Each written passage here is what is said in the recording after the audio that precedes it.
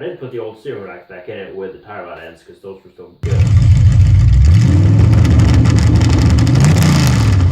So a couple of years ago, a friend of mine had this maroon kind of burgundy Volvo 945 Turbo that he bought before he got his license. Now, I'm not going to say how much he bought it for, it was just way too much.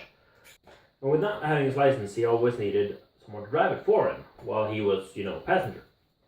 And the way the rules are in Norway, people in the car can drink alcohol as long as the driver doesn't drink anything. It can be an open container, it can be whatever it is, but passengers can drink as much as they want to, as long as they're, of age. Now, the drinking age in Norway is, of course, a lot less than America. With having 21, we can drink at, usually, you can be out at the bars and stuff when you're 18, usually, unless the bar has some crazy limit, 21. But all alcohol, kind of, beer, wine, whatever you can drink you can buy and drink when you're 18. You can even be younger than 18 and drink it, actually. Well, me being one of his neighbors and living the closest to him, then I was obviously a driver a lot on that car. Now, usually on Volvo FK engines, they run 0.3 bar boost, and we kind of fiddle with that one to get it up to 0.8, which, gives it a good amount of more horsepower. Usually those engines are at 135 or 136 horsepower with 0.3 bar, but we wanted to boost it up a little bit. Of course, with him being drunk and all of his friends being drunk, he wanted to show off what his car could do. So with me as a driver, he would jump in and go show these guys what this thing can do. And I'm not that hard to ask. So, we set off out of there, going sideways out of the parking lot onto the road, and then just continuing the zigzag motion down through the city center. And there's this old gas station at an intersection. And I pitched it so it would go in there, overshot it a little bit, so we ended up going almost 180 degrees out. Dumped it back from third, down into second, kept it spinning just enough to throw it back around right way, and continue on in that road. And this was with a bad clutch, so I had to be careful throwing it sideways with the clutch. So I got into first, turned it up this hill, floored it, and set it up sideways up there. Got to the top of the hill in a second, kept it going the other way, then did a couple figure eights up there. And on the last figure eight, I came up real close to a guardrail, and I wanted to not hit it, so I let off the gas a little bit, made sure the car would settle in just before it, and then floored it again. And upon flooring it, the tire went off the rim, which, destroyed the tire, destroyed the rim. Of course, this car had been lowered on cut lowering springs, so it was way too low.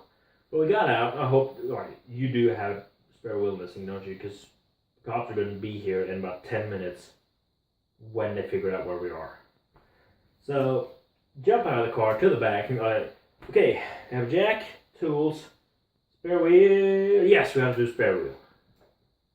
So, get the jack underneath the car, and the car was so low and it scraped the jacking points away. So I just banged the jack in there because it's one of those C things that go on a tube up underneath the car. So I had to get it up, get the wheel off, throw the other one in, and get out of there. And that was the end of that for that day. Then a couple of months later, we were at another town just south of here. There's this real small town. There were no cops, there were no nothing. There's just a school and a gas station, and the gas station isn't even open. It's just pumps. So we were there, and then a couple of other friends of his were there. And of course, this is in the middle of nowhere. Everyone drives a tractor. You usually take your tractor's license when you're 16, and then you drive a tractor for 2 years. A couple of friends of his were down there, in their tractors, and these are big tractors, like a big John Deere and something else. We were going down that hill back north towards home, and the tractor, the big John Deere, was in front of us, and it was blocking me, so I couldn't pass him. Obviously just to tease us, but I was like, there's a tiny little parking space off on the right side of the road, and I can, if I'm in the right gear, I can pass him through there. Even if he's going flat out in the tractor, I can blast the Volvo past him. So we get down to there, and I, in second, going behind him, just feathering the gas, just right behind him, Then as I see the opening for that, I just turn in and floor it. Now, of course, I had missed the entrance of that by about 50 meters, so I was going in through the ditch. Luckily, the ditch wasn't deep. It was just a slight drop about this tall. Car went down, and it pitched itself sideways on the gravel, so they were looking at the window of the tractor, and then the Volvo was coming like sideways past them.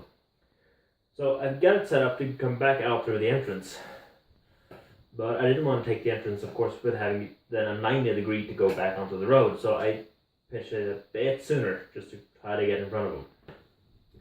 What I didn't know was that on that entrance, where it went from gravel to asphalt, there was this tall of an asphalt ridge that was there. There wasn't a banking up, there was just that tall of a straight up and down sheer face, which I didn't see and I didn't know. So I got there with the Volvo going, third gear, flat out, sideways, and then I felt the car go hard nose down. I remember looking out the windscreen because I looked down to see if anything happened on the dashboard, faults or anything. I looked back up through the windscreen and I can see treetops in front of me, and I was like, what? And then I was like, oh. And looking out the side window, I could see the asphalt through the rear windows. So the car was up like this, front wheels about 2 meters off the ground, and then it came back down in the middle of the road, straight down, and I had no steering. The wheel was locked like this. I was using everything I had to get that wheel turned, but it didn't move. So clutch in and just try to muscle the wheel as hard as I could. It didn't happen. Made it just on the edge of the road, and it just started turning back in. So, rolled down, put it in neutral, went out of the car, had the handbrake on, just went out and looked. And then on the side of the car, we could just see an oil puddle start pouring out of it. So shut it down, get underneath it, have a look. Of course, with bending the entire crossmember, it had taken the steering shaft and jammed it up into the firewall. This is, of course, a telescopic shaft, so I could just knock it back out afterwards. But the extent of the repairs I had to do on that car afterwards, because we needed that car the next weekend, and I had a week to fix it. Luckily, I had a crossmember, I had oil pan, and all that. So got it home on the trailer, of course, later that night. Pulled the crossmember out of it with everything on, just throw it out because it was bent like a real U. And then, had to bash the steering column back out, replace the little aluminum shaft that are at the end of that from the joint down to the rack. I had to replace that because it had collapsed. Replaced the entire crossmember. I didn't put the old steering rack back in it with the tire rod ends because those were still good. And I had to replace the oil pan because the oil pan was severely bent. It was damaged the whole thing. The back of the sump on a Volvo engine on the red block is just this big bowl at the end. That bowl was flattened. And if you know how the thing looks, imagine half of the bowl being pushed into the rest of it. It was just flat. Luckily, it hadn't hit the oil pump.